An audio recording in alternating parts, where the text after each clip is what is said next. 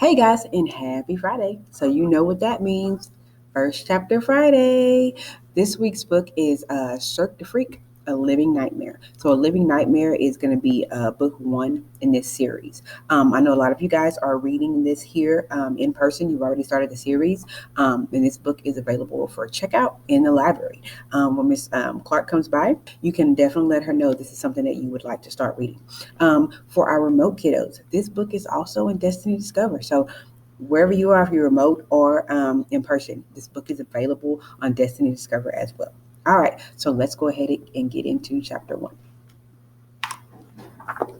I was in the bathroom at school, sitting down on the toilet, humming a song. I had my pants on. I had come in near the end of English class, feeling sick.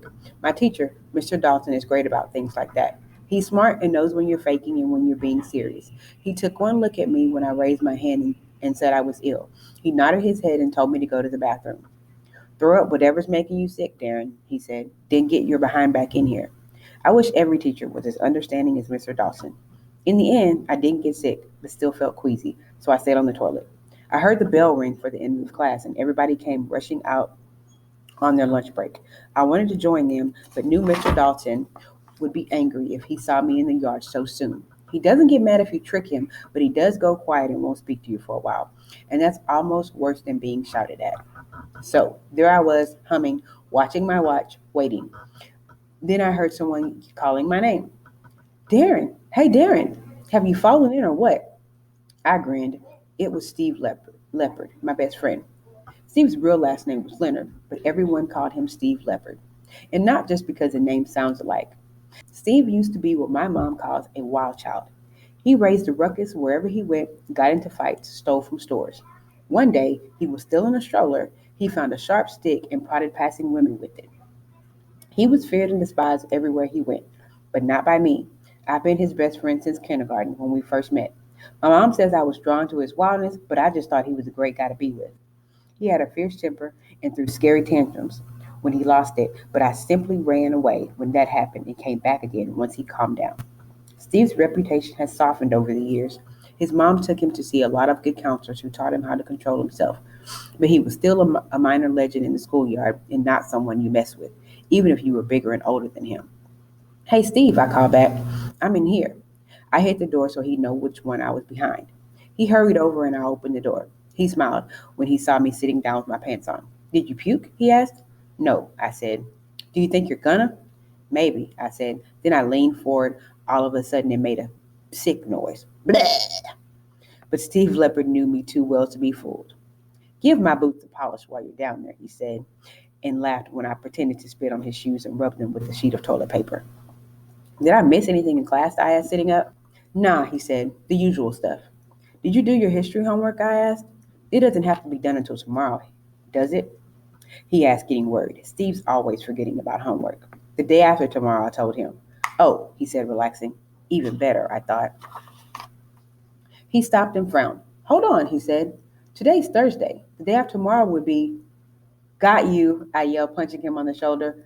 Ow, he shouted. That hurt. He rubbed his arm, but I could tell he wasn't really hurt. Are you coming out?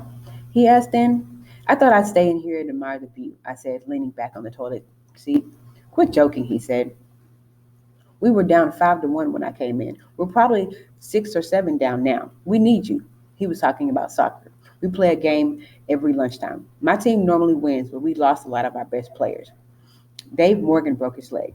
Sam White transferred to another school when his family moved. And Danny Curtin has stopped playing soccer in order to spend lunch hanging out with Sheila Lee, the girl he likes. Idiot. I'm our best forward. They're our best defenders and midfielders, and Tommy Jones is the best goalkeeper in the whole school. But I'm the only one who can stand up front and score 4 or 5 times a day without fail. Okay, I said, standing. I'll save you. I've scored a hat trick every day this week. It would be a pity to stop now. We passed the older guys, smoking around the sinks as usual, and hurried to my locker so I could change into my cleats. I used to have a great pair, which I won in a writing competition.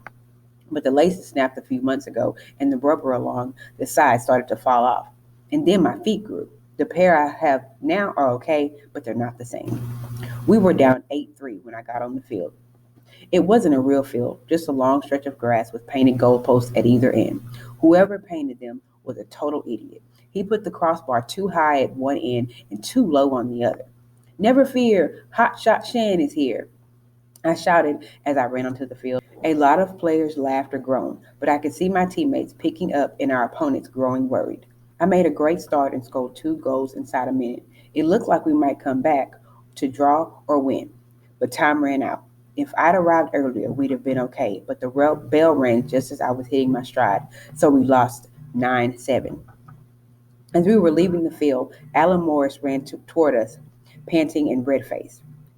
They're my 3 best friends, Steve Leopard, Tommy Jones, and Alan Morris. We must be the weirdest 4 people in the whole world because only one of us, Steve, has a nickname. Look what I found, Alan yelled, waving a soggy piece of paper around our noses. What is it? Tommy asked, trying to grab it. It's, Alan began, but stopped when Mr. Dalton shouted at us. You 4, inside, he roared. We're coming, Mr. Dalton, Steve roared back. Steve is Mr. Dalton's favorite and gets away with stuff that the rest of us couldn't do. Like when he uses swear words sometimes in his stories. If I put in some of the words Steve has, I'd have been kicked out long ago. But Mr. Dalton has a soft spot for Steve because he's special. Sometimes he's brilliant in class and gets everything right, while other times he can't even spell his own name.